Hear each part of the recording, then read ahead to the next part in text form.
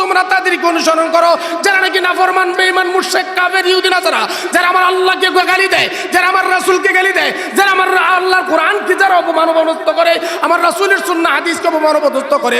তুমি মুসলমানের সন্তান হইয়া, তুমি মুসলমান হইয়া কিভাবে আর্জেন্টিনা, ব্রাজিল, পর্তুগাল, ইহুদি খ্রিস্টানদের দল করতে পারো? ও নবীজির উম্মতেরা, হাসরের ময়দানে আল্লাহর দরবারে কি জবাব দিবা? জবাব দেওয়া লাগবে কি লাগবে না? আওয়াজ দিয়ে বলেন না কেন, লাগবে কি লাগবে না? যুবকেরা কয় হুজুররা তো বলবেই, আমাদের সমস্যা নাই, তোমরা তোমাদের মতো করো, কিন্তু আমাদের মেসেজ তোমাদের কাছে পৌঁছে দেওয়ার দরকার, আমরা পৌঁছে দিলাম। একজন মানুষ ফলো করবে আমার রাসূলকে, কথাটা ঠিক কিনা?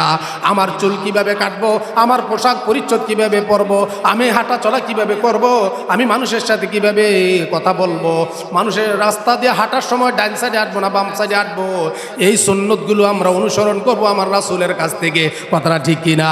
আজকে যুবকেরা দেখা যায় তারা চুল কাটে মেসির মতো, নেইমারের মতো, রোনালদোর মতো, প্যান্ট পরে অর্ধেক সিরা ভরা, ফুটকি দেখা যায়, রান দেখা যায়, পাও দেখা যায়, হাঁটু দেখা যায়, কথাটা ঠিক না বেঠিক?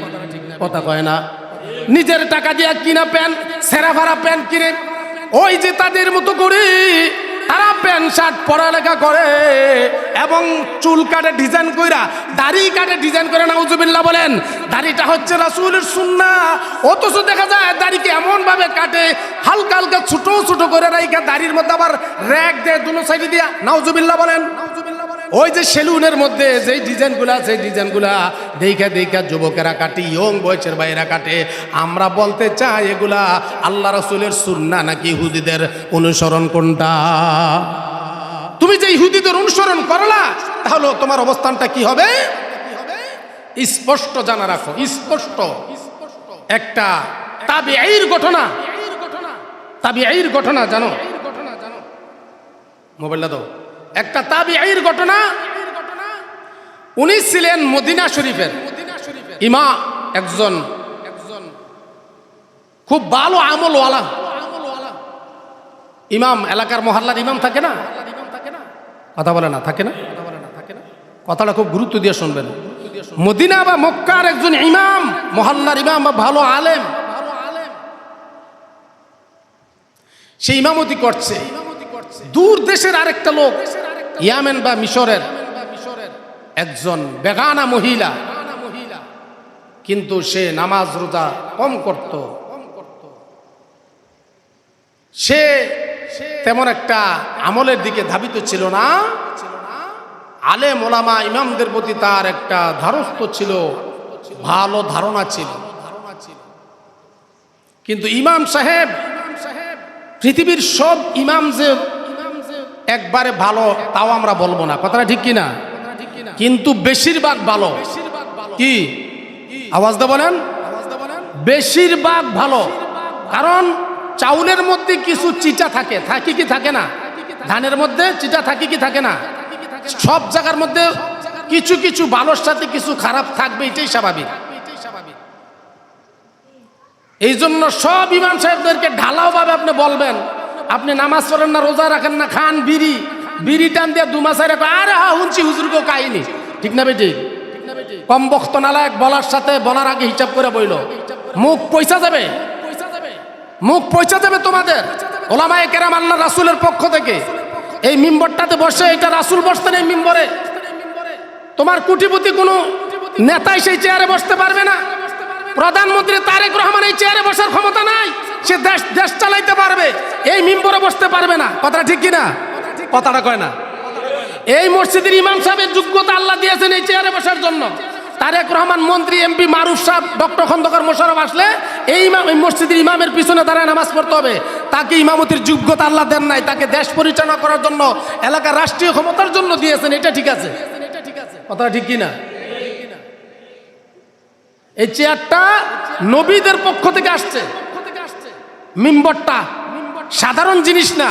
ইমামদের, ওলামায়ে কেরামদের বিরুদ্ধে কথা বলার আগে 100 বার হিসাব নিকাশ করে কথা বলতে হবে, 1000 বার হিসাব নিকাশ করে কথা বলতে হবে। কারণ তোমার মার বিয়ে পড়াইছে ইমাম সাহেব, তোমার দাদার বিয়ে পড়াইছে ইমাম সাহেব, তোমার নানার বিয়ে পড়াইছে ইমাম সাহেব, কথা ঠিক কিনা? যদি ইমাম সাহেবরা, হুজুররা তোমার মা, বাবার, দাদা, দাদির, নানা, নানির বিয়ে না পড়াইতো, তুমি যারোর সন্তান হয়ে পৃথিবীতে আসতা, কথা ঠিক কিনা? জারদ সন্তান হয়ে আসতে পৃথিবীতে। এই জন্য ওলামায়ে কেরামের সাথে এবং ইমামদের সাথে কথা বলার আগে 1000 কোটি বার বিবেচনা করে কথা বলতে হবে তোমাকে। এটা আমার কথা নয়, রাসূল সাল্লাল্লাহু আলাইহি ওয়াসাল্লামের কথা। কার কথা? কথা কয় না, কার কথা? রাসূল সাল্লাল্লাহু আলাইহি ওয়াসাল্লামের কথা। আল্লাহ রাসূল বলেছেন, আল উলামা ওয়ারাসাতুল আম্বিয়া ওয়া ইন্নাল আম্বিয়া লাম ইউরিসু দিনারা ওয়ালা দিরহামা। যে সেই বনি ইসরাঈলের যুগের নবীদের সমতুল্য আমার এই যুগের উম্মতের ওলামায়ে কেরাম। বলেন না সুবহানাল্লাহ। ঘোষণা করেছেন কে? মুহাম্মাদুর রাসূলুল্লাহ। হিসাব নিকাশ করে কথা বলতে হবে। ওই দিন একটা বিষয় আমরা দেখলাম, বর্তমান মিডিয়াগুলো তথ্য সন্ত্রাস চালাচ্ছে ওলামায়ে কেরামদের বিরুদ্ধে, ইমামদের বিরুদ্ধে, আলেমদের বিরুদ্ধে। যারা সন্তানের সাংবাদিকগুলো, যেই সাংবাদিকগুলো ওলামায়ে কেরামের বিরুদ্ধে, মাদ্রাসা মসজিদের বিরুদ্ধে, ইমামদের বিরুদ্ধে তথ্য ছাড়া ভিত্তিহীন তথ্য দেয়, প্রকাশ করে, তারা হচ্ছে জারদ সন্তান।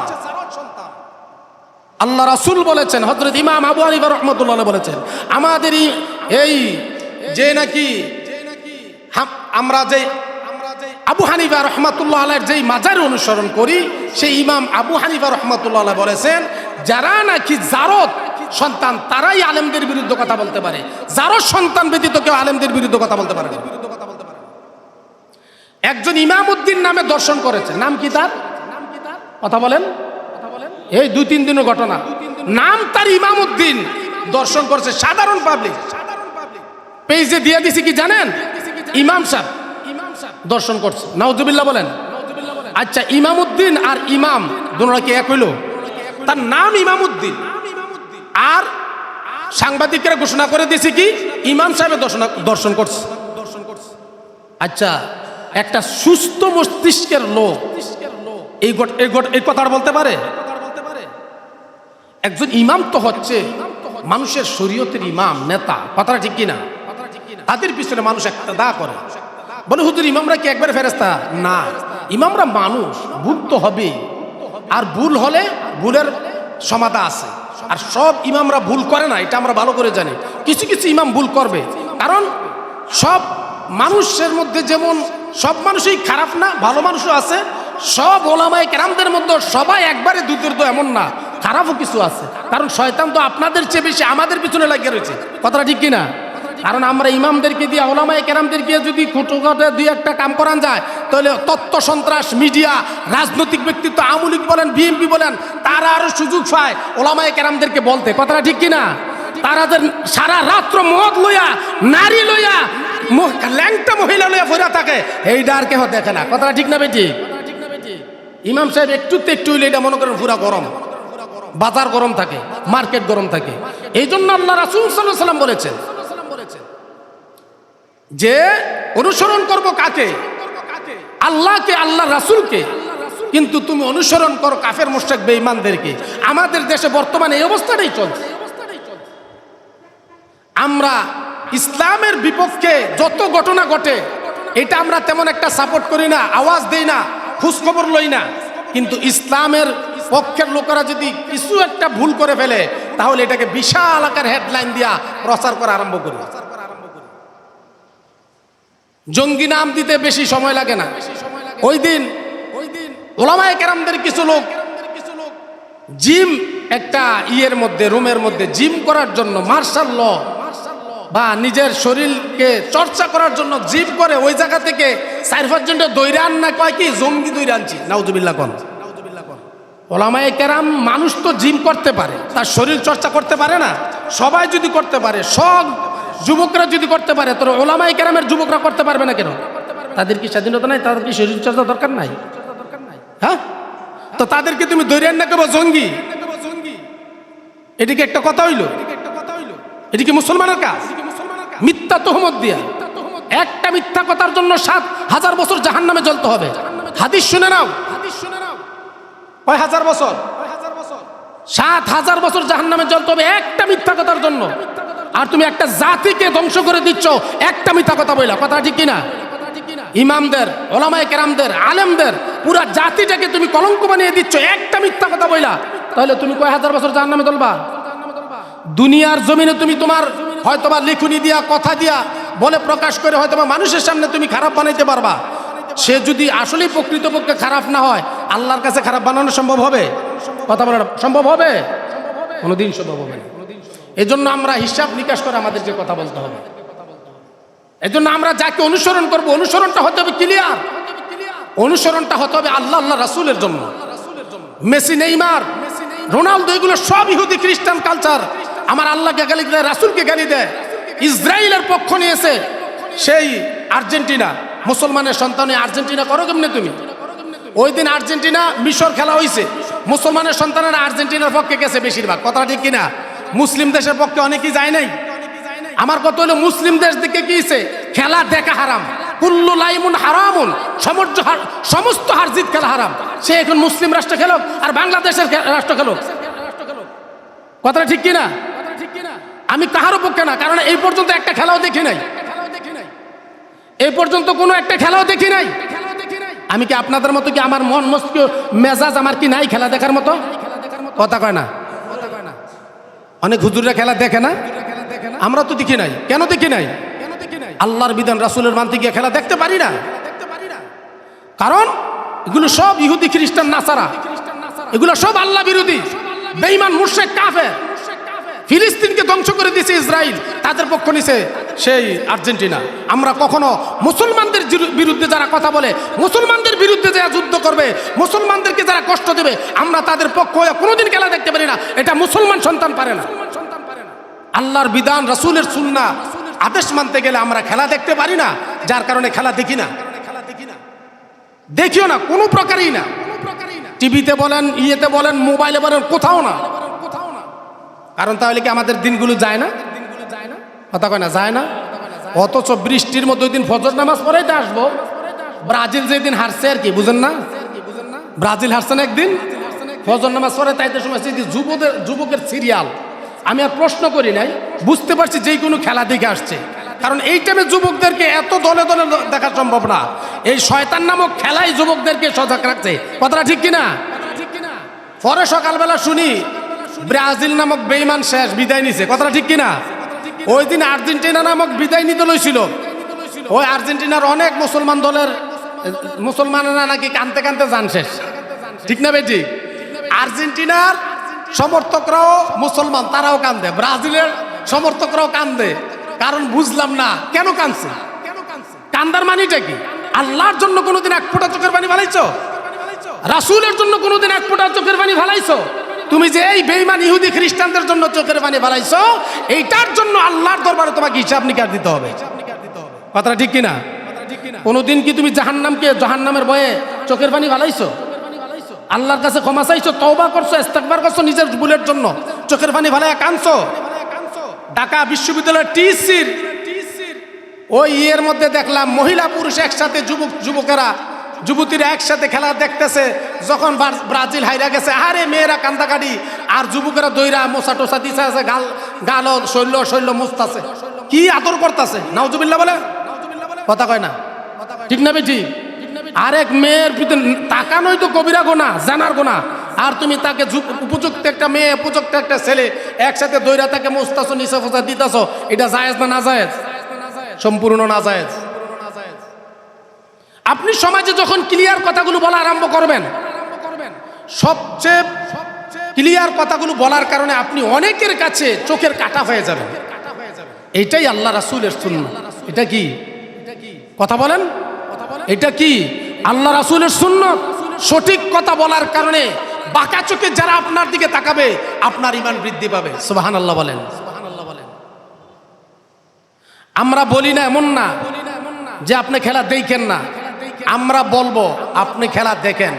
খেলা দেখতে গিয়ে আপনি সময় অপচয় করা যাবে না, খেলা দেখতে গিয়ে টাকা অপচয় করা যাবে না, খেলা দেখতে গিয়ে আপনি শরীয়তের বিধান লঙ্ঘন করা যাবে না।